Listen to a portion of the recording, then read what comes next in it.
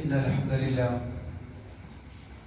نحمده ونستعينه ونؤمن به ونتوكل عليه ونعوذ بالله من شرور أنفسنا ومن سيئات أعمالنا من يهده الله فلا مضل له ومن يضلل فلا هادي له أشهد أن لا إله إلا الله وحده لا شريك له وأشهد أن محمدا عبده ورسوله أرسله بالهدى ودين الحق ليظهره على الدين كله ولو كره المشركون اللهم صل على محمد وعلى آل محمد كما صليت على إبراهيم وعلى آل إبراهيم إنك حميد مجيد اللهم بارك على محمد وعلى آل محمد كما باركت على إبراهيم وعلى آل إبراهيم إنك حميد مجيد أما بعد فإن خير الكلام كلام الله وخير السنن سنن محمد صلى الله عليه وسلم وشر الأمور محدثاتها وكل محدثة بدعة وكل بدعة ضلالة يا أيها الذين آمنوا اتقوا الله حق تقاته ولا تموتن إلا وأنتم مسلمون أعوذ بالله من الشيطان الرجيم هو الذي يصوركم في الأرحام كيف يشاء لا إله إلا هو العزيز الحكيم ബഹുമാന്യരായ സഹോദരന്മാരെ സഹോദരിമാരെ സത്യവിശ്വാസികളെ അല്ലാഹു സുബ്ഹാനഹു വ തആലയുടെ ഒട്ടനവധി അനുഗ്രഹങ്ങൾ അനുഭവിച്ചും ആസ്വദിച്ചും ജീവിക്കുമ്പോൾ അല്ലാഹുവിന്റെ കൽപ്പനകൾ അറിഞ്ഞും അത് പാലിച്ചും അവരുടെ ഇഷ്ടം സമ്പാദിച്ചും ജീവിക്കണമേ എന്ന് ആദ്യമായി ഓർമ്മപ്പെടുത്തുകയാണ്, വസിയത്ത് ചെയ്യുകയാണ്. അല്ലാഹു സുബ്ഹാനഹു വ തആല നമുക്കെല്ലാം തൗഫീഖ് നൽകി അനുഗ്രഹിക്കുമാറാവട്ടെ. സാധാരണ 6 ഘട്ടങ്ങളിലൂടെയാണ് മനുഷ്യന്റെ ജീവിതം കടന്നു പോകുന്നത്. ഒന്ന്, അല്ലാഹു സുബ്ഹാനഹു വ തആല മുഴുവൻ മനുഷ്യരെയും ആത്മീയ ലോകത്ത് ആലമുൽ അർവാഹിൽ അല്ലാഹു സുബ്ഹാനഹു വ തആല ഒരുമിച്ച് കൂട്ടി. എന്നിട്ട് ആവശ്യാനുസരണം ഓരോ സമയത്തും ഈ ഭൂമിയിൽ ജീവിക്കാൻ അല്ലാഹു സുബ്ഹാനഹു വ തആല ഉദ്ദേശിക്കുന്ന സമയത്ത് അവരുടെ ആത്മാക്കളെ ഗർഭാശയത്തിലേക്ക് നിക്ഷേപിക്കുന്നു. അഥവാ ആലമുൽ അർവാഹിൽ നമ്മൾ കുറച്ചു കാലം ഉണ്ടായിട്ടുണ്ട്. അതിന്റെ നിജസ്ഥിതികളിൽ വിവരണങ്ങളിൽ കൂടുതലൊന്നും നമുക്കറിയില്ല. അല്ലാഹു സുബ്ഹാനഹു വ തആല എന്താണോ പറഞ്ഞത് അത് മാത്രമേ ഈ വിഷയത്തിൽ നമുക്ക് അറിവുള്ളൂ. വിശുദ്ധ ഖുർആനിൽ സൂറത്തുൽ അഅറാഫിലെ 172-ാമത്തെ ആയത്തിലൂടെ അല്ലാഹു തആല ഈ കാര്യങ്ങൾ വിശദീകരിക്കുന്നുണ്ട്.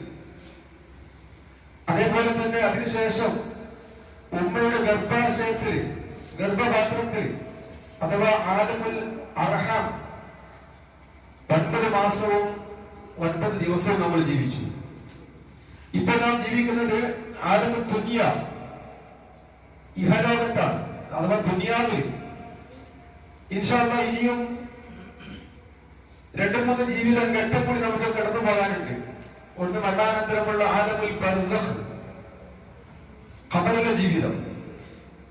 അതിനുശേഷം മുഴുവൻ ആളുകളെയും മഹ്ശറ ലോകത്ത് അല്ലാഹു തആല ഒരുമിച്ച് കൊണ്ടുവന്ന ആലമുൽ മഹ്ശർ.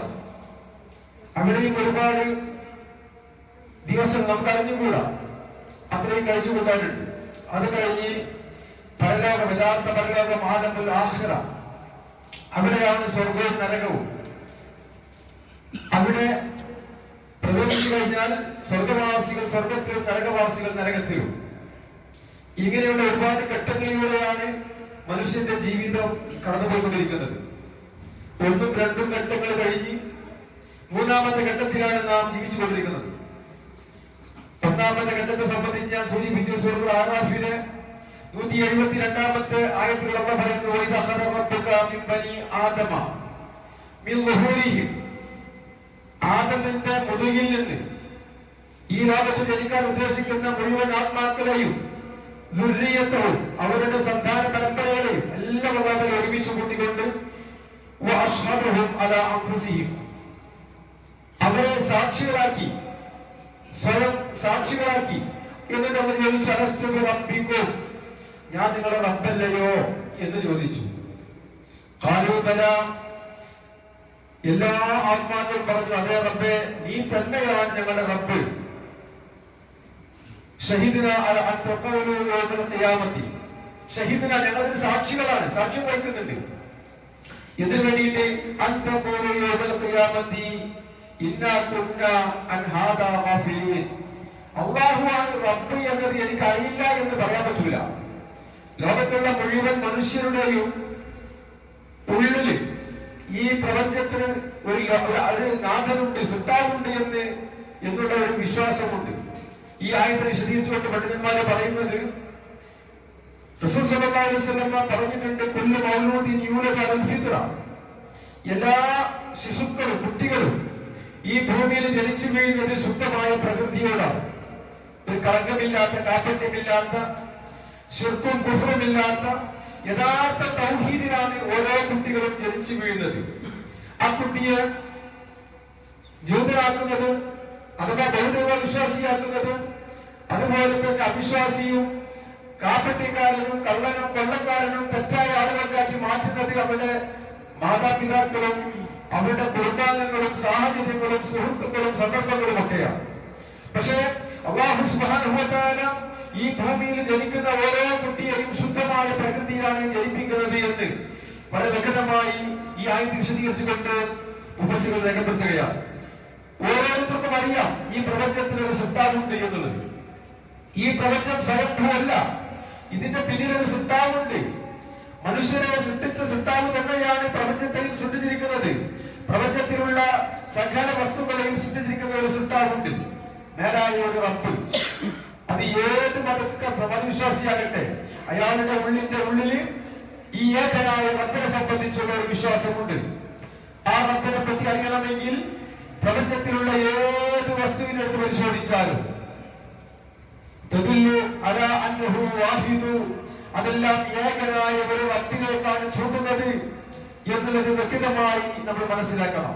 സൂര്യനാകട്ടെ, ചന്ദ്രനാകട്ടെ, സകല ഗോളങ്ങളാകട്ടെ, ഈ പ്രപഞ്ചമാകട്ടെ, ആകാശങ്ങളാകട്ടെ, സമുദ്രങ്ങളാകട്ടെ, പർവ്വതങ്ങളാകട്ടെ, അല്ലാഹു സുബ്ഹാനഹു വ തആലയുടെ ഏതൊരു സൃഷ്ടിയിലേക്ക് നോക്കിയാലും ഏകനായ റബ്ബിനെ നമുക്ക് കണ്ടെത്താൻ സാധിക്കും. സ്വന്തം ശരീരത്തെ സംബന്ധിച്ച് പഠിച്ചാൽ, മനുഷ്യന്റെ സൃഷ്ടിപ്പിനെ സംബന്ധിച്ച് പഠിച്ചാൽ അതിന്റെ പിന്നിൽ ഒരു വലിയ ശക്തി പ്രവർത്തിക്കുന്നുണ്ട്. അവരാണ് ഏകനായ റബ്ബ്. ആ ഒരു ശുദ്ധമായ പ്രകൃതിയോട് കൂടിയാണ് മനുഷ്യൻ ഈ ഭൂമിയിൽ ജനിക്കുന്നത്. അല്ലാഹുവിനെ പരിചയപ്പെടുത്താൻ ഒരു വാല് പറയേണ്ട ആവശ്യമില്ല, ഒരു വാല് കേൾക്കേണ്ട ആവശ്യമില്ല.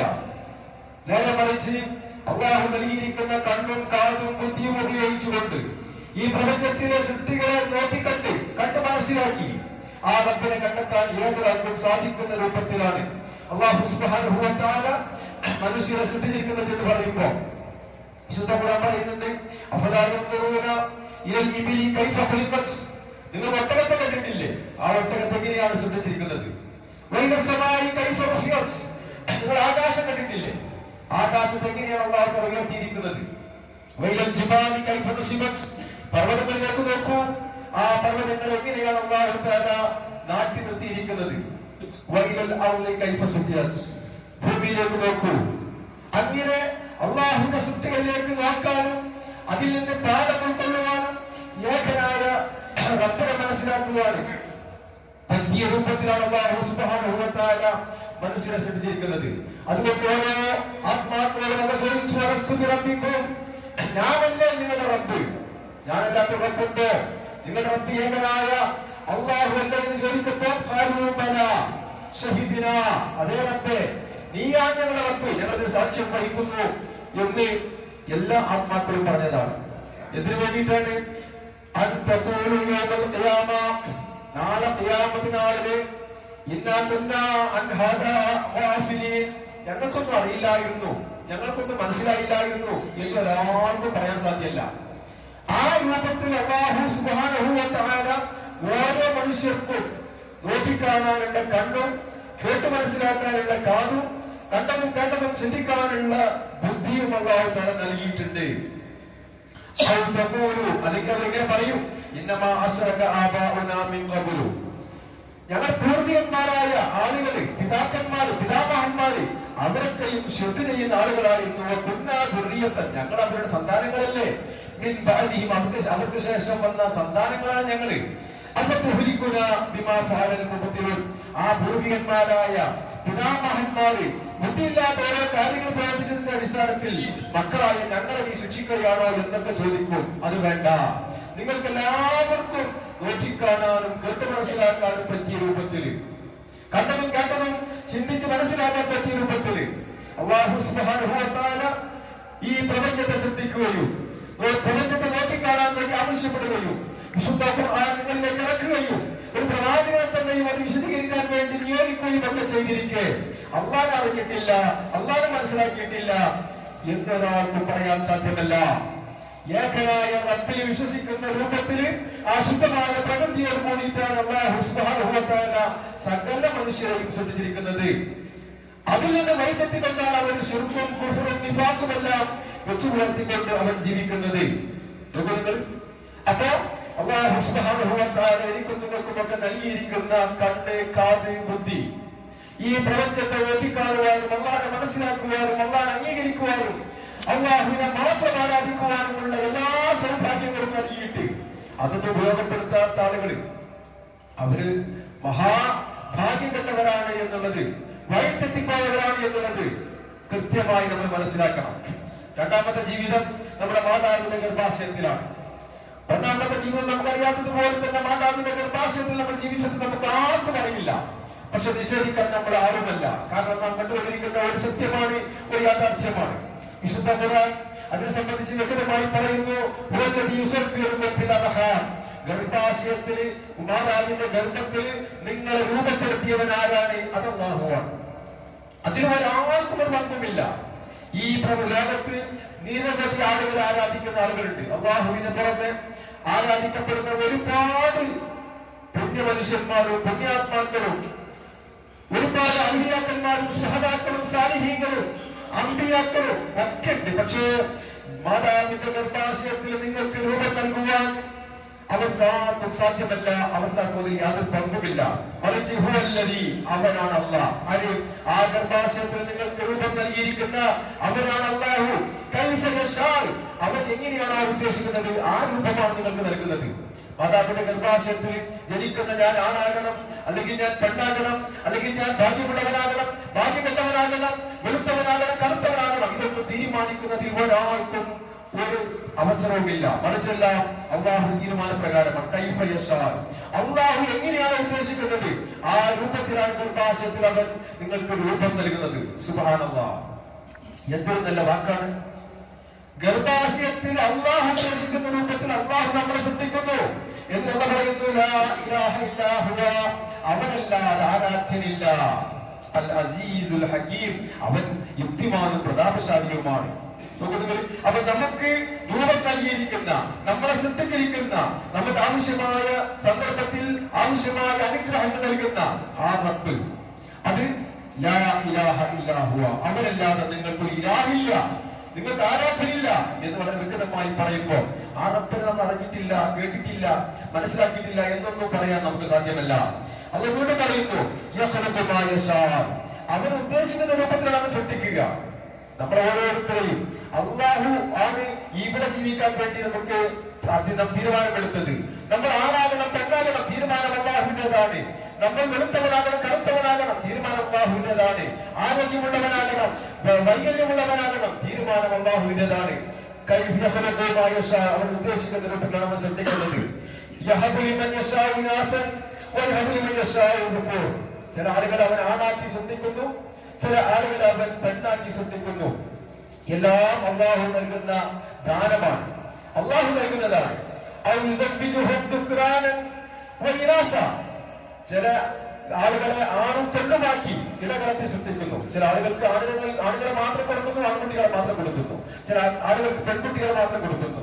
ചില ആളുകൾക്ക് ആൺകുട്ടികളെയും പെൺകുട്ടികളെയും കൊടുക്കുന്നു. ചില ആളുകൾക്ക് ഗർഭാശയത്തിൽ രണ്ടുപേരെയും കൊടുക്കുന്നു. ഇടകലർത്തി കൊടുക്കുന്നു. അല്ലാഹു സുബ്ഹാനഹു വ തആല വളരെ കൃത്യമായി വിശുദ്ധ ഖുർആനിൽ ഇക്കാര്യം പറയും. 1400 വർഷങ്ങൾക്കപ്പുറം മുൻപ് അക്ഷരജ്ഞാനമില്ലാത്ത, വിദ്യാഭ്യാസമില്ലാത്ത പ്രവാചകൻ സല്ലല്ലാഹു അലൈഹി വസല്ലമ ഈ കാര്യങ്ങളൊക്കെ കൃത്യമായി പറയുമ്പോൾ, സഹോദരന്മാരെ സഹോദരിമാരെ, ഇത് ഒരു മനുഷ്യന്റെ സൃഷ്ടിയല്ല. ഖുർആൻ എന്ന് പറയുന്നത് ദൈവത്തിന്റെ സൃഷ്ടിയാണ്, ബാലലോകത്തിൽ നിന്ന് അല്ലാഹു ഇറക്കിയ ഗ്രന്ഥമാണ് എന്നത് വളരെ വ്യക്തമായി നമ്മൾ മനസ്സിലാക്കണം. അല്ലാഹു പറയുന്നു, ഗർഭാശയത്തിൽ അല്ലാഹു ഉദ്ദേശിക്കുന്ന കാലം അത്രയും അല്ല താമസിപ്പിക്കുന്നു. ചില ആളുകൾക്ക് പൂർണ്ണമായ വളർച്ച കൊടുക്കുന്നു. ഇല അജലിൻ മുസമ്മ, ഒരു അവധി വരെ അല്ലാഹു തആല കണക്കാക്കിയ ഒരു അവധി ഉണ്ട്. ആ അവധി വരെ ഓരോരുത്തരും ഗർഭാശയത്തിൽ നിലനിർത്തപ്പെടുന്നവരാണ് അല്ലാഹു സുബ്ഹാനല്ലാഹ്. ഒരാൾക്കും ഇതിലൊന്നും യാതൊരു പങ്കുമില്ല. നമ്മുടെ മാതാവിന്റെ ഗർഭാശയത്തിൽ എത്ര ദിവസം, എത്ര മാസം നാം ജീവിക്കണം, തീരുമാനം അല്ലാഹുവിന്റേതാണ്. അതാണ്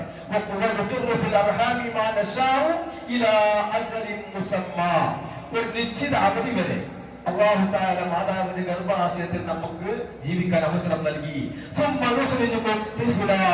പിന്നെ ഒരു പൂർണ്ണ വളർച്ചയെത്തിയ ഒരു കുട്ടിയായിക്കൊണ്ട്, ഒരു തിഫുല്, ഒരു ശിശുവായിക്കൊണ്ട് അല്ലാഹു നിങ്ങളെ പുറത്തേക്ക് കൊണ്ടുവന്നു.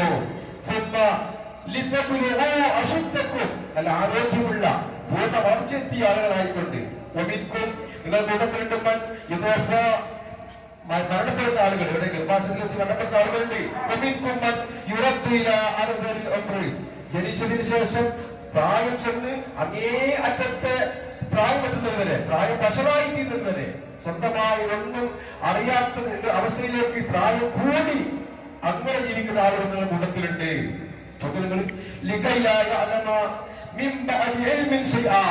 ചെറിയ കുട്ടികൾക്കൊന്നും അറിയില്ലല്ലോ. അതേ അവസ്ഥയിലേക്ക് പ്രായം കൂടി കൂടി കൂടി വരുമ്പോൾ അതേ അവസ്ഥയിലേക്ക് നിങ്ങൾ എത്തുന്നുണ്ട്. ചില ആളുകൾ ഗർഭാശയത്തിൽ തന്നെ മരിച്ചു പോകുന്നുണ്ട്, ചില ആളുകൾ പ്രസവിച്ച ഉടനെ മരിച്ചു പോകുന്നുണ്ട്, ചില ആളുകൾ ഒരു ആയുസ്സിനെ നീട്ടി നീട്ടി നീട്ടി കൊടുക്കുന്നുണ്ട്. എന്നിട്ട് ചെറിയ കുട്ടികളെ പോലെ ആയിത്തീരുന്ന ഒരവസ്ഥ വരെ ഉണ്ടാകുന്നുണ്ട്.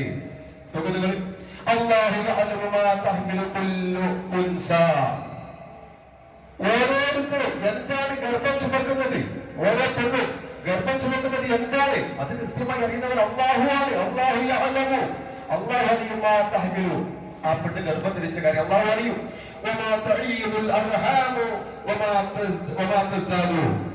ഗർഭാശയത്തിൽ വരുന്ന കുറവ്, അതായത് ചില സ്ത്രീകൾ പൂർണ്ണവളർച്ചയെത്താതെ പ്രസവിച്ചു പോകും, അത് അല്ലാഹുവിന്റെ തീരുമാനമാണ്. ചില ആളുകൾ അതിന്റെ വളർച്ച പൂർണ്ണമായി എത്തിയതിനു ശേഷം അവർ പുറത്തേക്ക് വരും.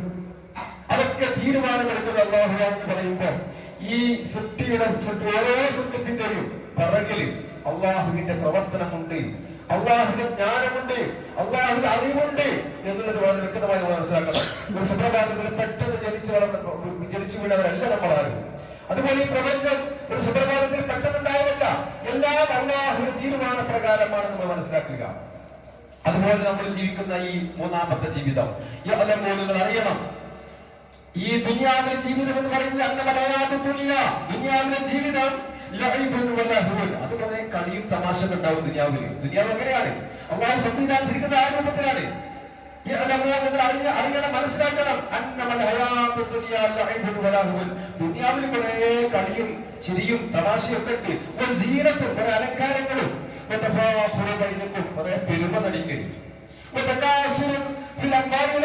സമ്പത്ത് കൊണ്ടും സന്താനങ്ങൾ കൊണ്ടുമൊക്കെ പെരുമ കാണിക്കുക, പെരുപ്പം കാണിക്കുക, അഹങ്കരിക്കുക, ആ രൂപത്തിലൊക്കെയാണ് ഈ ദുനിയാവ്. കുറെ ആളുകൾക്ക് മക്കളെ കൊടുക്കും, അപ്പൊ മക്കളെ കൊണ്ട് ആളുകൾ അഹങ്കരിക്കും.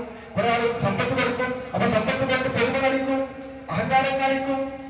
അതുപോലെ തന്നെ എല്ലാ സൗകര്യങ്ങളും കൊടുക്കുമ്പോൾ അലങ്കാരങ്ങളും ഓടിയും അതുപോലെ തന്നെ സൗന്ദര്യവും എല്ലാം നൽകുമ്പോൾ അത് വെച്ച് ആളുകൾ ഇങ്ങനെ പെരുമ നടിക്കും, അഹങ്കാരം കാണിക്കും, ദൂർത്ത് കാണിക്കും. ഈ രൂപത്തിലൊക്കെയാണ് അല്ലാഹു ദുനിയാവിനെ സൃഷ്ടിച്ചിരിക്കുന്നത്. അതിൽ കുറെ കളിയും തമാശയും വിനോദവും ഒക്കെ ഉണ്ട്. അതിനിടയിലാണ് മനുഷ്യൻ, ഈമാനുള്ള മനുഷ്യൻ, അവന്റെ വിശ്വാസത്തെ മുറുകെ പിടിച്ചുകൊണ്ട് തത്വങ്ങളോടുകൂടി ജീവിക്കേണ്ടത്. അവരാണ് മുസ്ലിം. എന്നുള്ള പറയുക അതൊരു മഴ പോലെയാണ്, നല്ലൊരു മഴ. ആ മഴ ലഭിച്ചപ്പോ ധാന്യം ചെടികൾ അങ്ങനെ മുളച്ചു പൊട്ടി. അത് കണ്ടപ്പോൾ കാഫിറുകളായ ആളുകൾക്കൊക്കെ ഭയങ്കര അത്ഭുതമായി. പിന്നെ അതിനെ ആ ചെടികളൊക്കെ ഉണക്കി അതിനൊക്കെ നശിപ്പിച്ചു. അത് തുരുമ്പായി, വൈക്കോ തുരുമ്പായി. അവിശ്വാസികളായ ആളുകൾക്ക് നാളെ പരലോകത്ത് കഠിനമായ ശിക്ഷയുണ്ട്. ഈ പ്രപഞ്ചത്തിൽ ജീവിച്ചിട്ട് 60, 70, 80 വയസ്സ് വരെ ഈ പാപകത്ത് ജീവിച്ചിട്ട് അള്ളാനെ മനസ്സിലാക്കാതെ, അള്ളാനെ അറിയാതെ, ദീനറിയാതെ മരണപ്പെട്ടു പോയ ആളുകൾക്ക് പരലോകത്ത് കഠിനമായ ശിക്ഷ അവർക്കുണ്ട്. അള്ളാഹുവിനെ അറിഞ്ഞ് മനസ്സിലാക്കി അള്ളാഹിനെ മാത്രം ആരാധിച്ച ആളുകൾക്ക്, അള്ളാഹിന് ഇഷ്ടം സമ്പാദിച്ച ആളുകൾക്ക് അവർക്ക് അള്ളാഹുവിന്റെ മഹഫിറത്തുണ്ട്, അള്ളാഹുവിന്റെ സംതൃപ്തിയുമുണ്ട്. ഈ ദുനിയാവിലെ ജീവിതം അത് വഞ്ചനയുടെ ജീവിതമാണ്, വഞ്ചനയുടെ ലോകമാണ്. ദുനിയാവ് എന്ന് പറഞ്ഞാൽ അതൊരു വഞ്ചനയുടെ ലോകമാണ്. ഇവിടെയാണ് മുസ്ലിമത്തായ നമ്മൾ ഓരോരുത്തരും ജീവിച്ചുകൊണ്ട്, തഖ്വ അവലംബിച്ചുകൊണ്ട്, അള്ളാഹുവിൽ വിശ്വാസം ഉറപ്പിച്ചുകൊണ്ട്, പരലോകത്തിന് വേണ്ടി പണിയെടുത്തുകൊണ്ട് അള്ളാഹു സ്വർഗം ഉറപ്പാക്കേണ്ട ആളുകളാണ് നമ്മൾ ഓരോരുത്തരും. അതുകൊണ്ട് തന്നെ ഈമാൻ ഒരിക്കലും നഷ്ടപ്പെട്ടുകൂടാ. അള്ളാഹു ഒരുപാട് ആയത്തിന്റെ ഇതേ ആശയങ്ങൾ ആവർത്തിച്ച് പറയാം. ദുനിയാവിലെ ജീവിതം കഴിയും തമാശയുമാണ് കേട്ടോ. എന്താ മനസ്സിലാക്കിക്കോ, ആഖിറ ലോകത്തെ ജീവിതം, ലോകത്തെ ജീവിതം അതാണ് ശരിക്കുള്ള ജീവിതം. നിങ്ങൾ മനസ്സിലാക്കിയിരുന്നെങ്കിൽ, കാര്യങ്ങളൊക്കെ ഗ്രഹിച്ചിരുന്നെങ്കിൽ ആ പരലോക ജീവിതമാണ് ഏറ്റവും നല്ല ജീവിതം. നമ്മൾ സ്ഥിരമായി കേൾക്കുന്ന ആയത്താണ്. പക്ഷെ നിങ്ങൾ ദുനിയാവിലെ ജീവിതത്തിന് പ്രാധാന്യം കൊടുത്തു. എന്നാൽ പരലോക ജീവിതം ആഖിറമാകട്ടെ അതാണ് ഏറ്റവും ഉത്തമം. എന്നെന്നും ശേഷിക്കുന്നതും അവശേഷിക്കുന്നതും ആ പരലോക ജീവിതമാണ്. ഈ ദുനിയാവിന്റെ ജീവിതം കളിയും തമാശയും ഒക്കെയായി ആണ്. ആളുകൾക്ക് ഏറ്റവും നല്ല ജീവിതം അത് പരലോക ജീവിതമാണ്. നിങ്ങൾ ചിന്തിക്കുന്നില്ലേ സഹോദരന്മാരെ, സഹോദരിമാരെ? ഈ ദുനിയാവിലെ നമ്മൾ ജീവിക്കുന്നത് കളിയും തമാശയും വിനോദവും എല്ലാം നിറഞ്ഞിരിക്കുന്ന, എല്ലാ തോന്നിവാസങ്ങളും നിറഞ്ഞിരിക്കുന്ന ഈ ഭൂമിയിലാണ് നമ്മൾ ജീവിക്കുന്നത്, ദുനിയാവിലാണ് ജീവിക്കുന്നത്. ആ ദുനിയാവിൽ വിശ്വാസിക്ക് ചില നിയന്ത്രണങ്ങളുണ്ട്. വിശ്വാസിക്ക് ദുനിയാവ് ഒരു ജയിലാണ്, തടവറയാണ്. ഒരുപാട് നിബന്ധനകളുണ്ട്, ഒരുപാട് നിയന്ത്രണങ്ങളുണ്ട്, ഹലാലുകളുണ്ട്, ഹറാമുകളുണ്ട്, കാണാൻ പറ്റിയതും പറ്റാത്തതുമുണ്ട്, തിന്നാൻ പറ്റിയതും പറ്റാത്തതുമുണ്ട്, തൊട്ടുകൂടാൻ പറ്റിയതും പറ്റാത്തതുമുണ്ട്. അത് തടവറയാണ് വിശ്വാസിക്ക്. എന്നാൽ കാഫിറാകട്ടെ അത് സ്വർഗമാണ്. അവൻ അടിച്ചു പൊളിച്ച് ജീവിക്കാം, അവന് എന്തുമാകാം, അവന് ഏറ്റവും വലിയ ആനന്ദവും ആഘോഷവും ആഹ്ലാദവും ഒക്കെ ഈ ദുനിയാവിന്റെ ജീവിതത്തിലാണ്. ആർക്ക്? കാഫിറിന്. പക്ഷെ വിശ്വാസികൾ പോലെ ആയിക്കൂടാ. വിശ്വാസിക്ക് നിയന്ത്രണങ്ങളുണ്ട്. അവൻ ഹലാലും ഹറാമും പരിഗണിക്കണം, സത്യവും അസത്യവും പരിഗണിക്കണം, നീതിയും അനീതിയും പരിഗണിക്കണം, ഹക്കും ബാത്തിലും നോക്കണം. അങ്ങനെ വിശ്വാസിക്ക് ജീവിക്കാൻ പറ്റുള്ളൂ. അതല്ലെങ്കിൽ അവിശ്വാസിക്ക് നമ്മൾ തമ്മിൽ യാതൊരു വ്യത്യാസമില്ല. ദുനിയാവിനെ നമ്മൾ മോഹിച്ചുകൊണ്ട് ദുനിയാവിന്റെ പിന്നാലെ ഓടിയാൽ, ആഖിറത്തെ മറന്നുകൊണ്ട്, പരലോകത്തെ മറന്നുകൊണ്ട്, ദുനിയാവിൽ ആകൃഷ്ടരായിക്കൊണ്ട് ദുനിയാവിന് വേണ്ടി നാം ജീവിച്ചാൽ പരലോകം നഷ്ടപ്പെടും. പക്ഷേ പരലോകത്തിന് വേണ്ടി ദുനിയാവിൽ ജീവിക്കുമ്പോൾ പലപ്പോഴും പല ദുനിയാവിലെ പല കാര്യങ്ങളും നമുക്ക് നഷ്ടമായേക്കാം. റസൂൽ സല്ലല്ലാഹു അലൈഹി വസല്ലം പറഞ്ഞു, ആരെങ്കിലും ദുനിയാവിന് ഇഷ്ടപ്പെട്ട്, ദുനിയാവിനെ പ്രേമിച്ച്, ദുനിയാവോ എന്ന് വിചാരിച്ച് ഓടിച്ചാടി നടന്നാൽ അവന്റെ പരലോകം നഷ്ടപ്പെടും. ആരെങ്കിലും ആഖിറം ഉദ്ദേശിച്ചുകൊണ്ട് പരലോകത്തെ സ്വർഗം ആഗ്രഹിച്ചുകൊണ്ട് അതിനുവേണ്ടി പണിയെടുത്താൽ, അതിനിഷ്ടപ്പെട്ടാൽ അല്ലാഹു ദുനിയാവിൽ ചെറിയ കോട്ടകളൊക്കെ സംഭവിക്കും, ചെറിയ പോരായ്മകളൊക്കെ സംഭവിക്കും. അതുകൊണ്ട് എന്നെന്നും അവശേഷിക്കുന്ന, എന്നെന്നും ബാക്കിയാകുന്ന ആ പരലോകത്തിന് വേണ്ടി നിങ്ങൾ പ്രതി കാണിച്ചു കൊള്ളുക. പക്ഷെ ഇതിനൊക്കെ ദുനിയാവ് പാടെ ഉപേക്ഷിക്കണമെന്നില്ല, ദുനിയാവ് തീരെ ഉപേക്ഷിക്കണമെന്നില്ല. പക്ഷെ ദുനിയാവ് ലക്ഷ്യമാകരുത്. നമ്മുടെ ലക്ഷ്യം ദുനിയാവാകരുത്. നമ്മുടെ ലക്ഷ്യം ആഖിറമാകണം. കാരണം നമ്മൾ വിശ്വാസികളാണ്, നമ്മൾ മുസ്ലിമീങ്ങളാണ്, ഖുർആനിന്റെ ആളുകളാ, പ്രവാചക അനുയായികളാ, സ്വർഗത്തിന് വേണ്ടി പണിയെടുക്കുന്ന ആളുകളാ, സ്വർഗം ലഭിക്കണമെന്ന് അതിയായി ആഗ്രഹിക്കുകയും പ്രാർത്ഥിക്കുകയും പ്രവർത്തിക്കുകയും ചെയ്യുന്ന ആളുകളാ. അതുകൊണ്ട് ദുനിയാവ് ഒരിക്കലും നമ്മുടെ ലക്ഷ്യമാവാൻ പാടില്ല. പരലോകമായിരുന്നു നമ്മുടെ ലക്ഷ്യം. ആ പരലോകത്തേക്ക് വേണ്ടിയുള്ള ഒരു മാർഗമായി നമുക്ക് എന്ത് ചെയ്യാം? ദുനിയാവിനെ ഉപയോഗപ്പെടുത്താം. ദുനിയാവ് ആഖിറത്തിലേക്കുള്ള കൃഷിയിടമാണ്. ഈ ദുനിയാവിൽ വെച്ച് കൃഷി ഇറക്കുക. ഈ ദുനിയാവിൽ വെച്ച് കൃഷി ഇറക്കിയാൽ നാളെ പരലോകത്തിൽ വെച്ച് അത് കൊയ്തെടുക്കാൻ സാധിക്കും. ദുനിയാവ് താൽക്കാലികമാണ്, നശ്വരമാണ്. പക്ഷെ ആഖിറമാകട്ടെ അതെന്നും ബാക്കിയാകുന്നതും അനശ്വരവുമാണ്. വൽആഖിറത്തു ഖൈറുൻ വഅബ്ഖാ. അതുകൊണ്ട് സഹോദരന്മാരെ, സഹോദരിമാരെ, നാം ജീവിക്കുന്ന ദുനിയാവിൽ എന്തെങ്കിലും പളപളപ്പ് കണ്ട് അതിൽ ആകൃഷ്ടരായി പരലോകത്ത് നമ്മൾ മറന്നുകൂടാ, നമസ്കാരം മറന്നുകൂടാ, അള്ളാഹനെ മറന്നുകൂടാ, പരലോകത്തെ വിചാരണ നമ്മൾ മറന്നുകൂടാ. കാരണം ഒരു പരീക്ഷാ ഹാളില് പരീക്ഷ എഴുതുന്ന വിദ്യാർത്ഥികളെ പോലെ ഈ ഭൂമിയിൽ നമ്മൾ പരീക്ഷ എഴുതിക്കൊണ്ടിരിക്കുക. എന്താ പരീക്ഷ? സ്വർഗം വേണോ നരകം വേണോ എന്നുള്ള പരീക്ഷ. അതിന്റെ റിസൾട്ട് കിട്ടുന്നത് മരണാനന്തരമാണ്. ആ മരണാനന്തരം എനിക്ക് സ്വർഗം ലഭിക്കണമെന്ന് ആഗ്രഹിച്ചുകൊണ്ട് ഞാൻ പണിയെടുക്കുമ്പോൾ ചില കാര്യങ്ങളൊക്കെ ഞാൻ നിയന്ത്രിക്കേണ്ടതുണ്ട്, തീരുമാനിക്കേണ്ടതുണ്ട്, അറിഞ്ഞിരിക്കേണ്ടതുണ്ട്. ഒരു ഇലക്ഷൻ അങ്ങനെയാണല്ലോ, നമ്മൾ വലിയൊരു ഇലക്ഷനില്ല. ആ ഇലക്ഷന്റെ റിസൾട്ട് വരുന്നത് പരലോകത്താണ്. അവിടെയാണ് സ്വർഗം, അവിടെയാണ് നരകം, അവിടെയാണ് വിചാരണ. അതുകൊണ്ട് നാം ചെയ്തിരിക്കുന്ന ഓരോ കർമ്മങ്ങളും നമ്മൾ ചോദ്യം ചെയ്യും. ദുനിയാവിലേക്ക് ഒറ്റപ്പെട്ടു വന്നതുപോലെ നാളെ പരലോകത്തേക്ക് നമ്മൾ ഒറ്റപ്പെട്ടേക്കാ പോകുന്നത്. നാം ചെയ്തിരിക്കുന്ന പ്രവർത്തനങ്ങളെ സംബന്ധിച്ചാണ് നാം വിചാരണ നേരിടുന്നത്. അല്ലാഹു സുബ്ഹാനഹു വ തആല അതിനെ സംബന്ധിച്ച് കൃത്യമായി നമ്മൾ ചോദ്യം ചെയ്യും. പ്രവാചകനും സഹാബാക്കളും ഒക്കെ ഈ കാര്യം ബോധമുള്ള ആളുകളായിരുന്നു. പ്രവാചകൻ ഒരിക്കൽ പറഞ്ഞു, ഒരു വഴിയാത്രക്കാരനെ പോലെ നിങ്ങൾ ഭൂമിയിൽ ജീവിക്കണം. ഒരു വഴിയാത്രക്കാരൻ നടന്നു പോകുവാൻ ആ ഒരു മരത്തിന് തളര് കണ്ടപ്പോൾ അല്പസമയം വിശ്രമിച്ചു. വിശ്രമം മാറ്റി അദ്ദേഹം വീണ്ടും അദ്ദേഹത്തിന് യാത്ര തുടർന്നു. കാരണം അദ്ദേഹത്തിന്റെ ലക്ഷ്യമുണ്ട്, ആ ലക്ഷ്യത്തിലേക്ക് അദ്ദേഹം പോകുന്നത്. ആ മരത്തിൽ തണലിൽ തന്നെ ഇരിക്കുന്ന സ്വഭാവം ഒരിക്കലും അയാൾക്ക് നല്ലതല്ല. അതുപോലെ നമ്മുടെ ലക്ഷ്യം പരലോകമാണ്. ആ പരലോകത്ത് മരണാനന്തരം സ്വർഗം ലഭിക്കണമെങ്കിൽ അതിനുവേണ്ടിയുള്ള പ്രവർത്തനം നമ്മൾ ചെയ്യണം. ഒരു വിദേശിയെ പോലെ ജീവിക്കണം. വിദേശത്ത് പോകുന്ന ആളുകൾ കാലാകാലം അവിടെ കഴിഞ്ഞുകൂടില്ലല്ലോ. അവരുടെ ലക്ഷ്യമുണ്ട്, അവരുടെ ഉദ്ദേശമുണ്ട്. അത് നിർവഹിച്ചു കഴിഞ്ഞാൽ വേഗം നാട്ടിലേക്ക് മടങ്ങും, വീട്ടിലേക്ക് മടങ്ങും. അതുപോലെ ഭൂമിയിൽ ജീവിക്കണം. ഒരു ലോഡ്ജിലൊക്കെ താമസിക്കുന്നതുമായി ഒരു ലോഡ്ജിലൊക്കെ ഒരു അല്പകാലം വീട് പണി നടക്കുകയാണ്.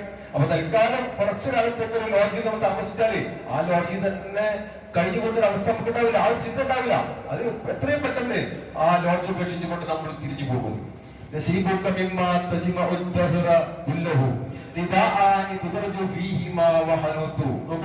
ജീവിതകാലം മുഴുവൻ സമ്പാദിച്ചു കൂട്ടിയ വലിയ സമ്പത്തിന്റെ ഉടമകളാണെങ്കിൽ പോലും മരിച്ചു പോകുമ്പോൾ 2 കഷ്ണം തുണിയും ഒരല്പം ഭംഗിയും മാത്രമാണ് നമ്മൾ കൊണ്ടുപോകുന്നത്. അതൊന്ന് മനസ്സിലാക്കണം. നമ്മുടെ എത്ര കാലം നമ്മൾ സമ്പാദിച്ചാലും എത്ര കാലം സമ്പാദിച്ചാലും അവസാനം ഒന്നും കൊണ്ടുപോകാതെ നമ്മൾ മരിച്ചു പോകുന്നുണ്ട്, അല്ലെ? വരുന്ന സമയത്ത് കൈകൾ മുറുക്കി പിടിച്ചിട്ടാണ് നമ്മൾ വന്നത്, പോകുന്ന സമയത്ത് 2 കൈകൾ നിവർത്തി പിടിച്ചിട്ടാണ് നമ്മൾ പോകുന്നത്. അതുകൊണ്ട് ഒരു വിദേശിയെ പോലെ നീ ഭൂമിയിൽ ജീവിച്ചോ എന്നാണ് പ്രവാചകൻ സല്ലല്ലാഹു അലൈഹി വസല്ലം പറയുന്നത്. എന്നിട്ട് പ്രവാചകൻ ഉദാഹരണം പറഞ്ഞു, തന്റെ വിരല് സമുദ്രത്തിൽ മുക്കിക്കൊണ്ട് ആ വിരൽ ഉയർത്തിപ്പിടിച്ച് വിരലിൽ നിന്ന് ഉതിർന്നു വീഴുന്ന 1-2 തുള്ളികൾ ചൂണ്ടിക്കാണിച്ചുകൊണ്ട് പ്രവാചകൻ പറഞ്ഞു, ഇതാ ഈ സമുദ്രമുണ്ടല്ലോ, ഇതാണ് പരലോകം. ഈ കൈ വിരലിൽ നിന്ന് ഉസി വീഴുന്ന വെള്ളമുണ്ടല്ലോ, ഇതാണ് ദുനിയാവ്. സഹോദരന്മാരെ, സഹോദരിമാരെ, ആ ഒരു ദുനിയാവിലെ ജീവിതത്തിൽ നമ്മുടെ പരലോകം നഷ്ടപ്പെട്ടുകൂടാ നമ്മൾ മനസ്സിലാക്കുക. ഇതാ പ്രഭാതമായി കഴിഞ്ഞാൽ ഒരിക്കലും സന്ധ്യയായി കഴിഞ്ഞാൽ ഒരിക്കലും പ്രഭാതത്തെ നീ പ്രതീക്ഷിക്കണ്ട. അങ്ങനെ പ്രഭാതമായാൽ നീ ഒരിക്കലും സന്ധ്യയാകുമെന്നും പ്രതീക്ഷിക്കേണ്ടതില്ല. അതൊക്കെ അള്ളാഹുവിന്റെ തീരുമാനപ്രകാരം. ഇന്നത്തെ ഈ ജുമാൽ പങ്കെടുക്കുന്ന നമ്മൾ അടുത്ത വെള്ളിയാഴ്ച ജുമാലിൽ വരണം നമ്മൾ ആഗ്രഹിക്കുന്നുണ്ട്, പക്ഷെ സാധിച്ചു കൊള്ളണമെന്നില്ല. ഒരുപക്ഷെ നമ്മുടെ അവസാനത്തെ ജുമയായിരിക്കാം, ഒരുപക്ഷെ നമ്മുടെ അവസാനത്തെ ദിവസമായിരിക്കാം, ഒരുപക്ഷെ നമ്മുടെ അവസാനത്തെ മണിക്കൂറായിരിക്കാം, നമുക്ക് പറയാൻ സാധ്യമല്ല. ഇതാ നമ്മുടെ അവസ്ഥ. ഏത് സമയത്ത് മരിച്ചാലും, എവിടെ വെച്ച് മരിച്ചാലും, എങ്ങനെ മരിച്ചാലും അള്ളാഹു ഇഷ്ടം സമ്പാദിച്ചുകൊണ്ട് മരിക്കാൻ സാധിച്ചാൽ, തൗഹീദിലായിക്കൊണ്ട് മരിക്കാൻ സാധിച്ചാൽ അള്ളാഹുവിന്റെ സ്വർഗം നമുക്കുള്ളതാണ് നമ്മൾ മനസ്സിലാക്കുക. അതുകൊണ്ട് ഒരു കാര്യം നമ്മൾ മാറ്റിവെക്കണ്ട. നല്ല നല്ല കാര്യങ്ങളൊക്കെ വേഗം വേഗം നമ്മൾ ചെയ്യണം. അല്ലാഹു സുബ്ഹാനഹു വ തആല നമുക്ക് തൗഫീഖ് നൽകി.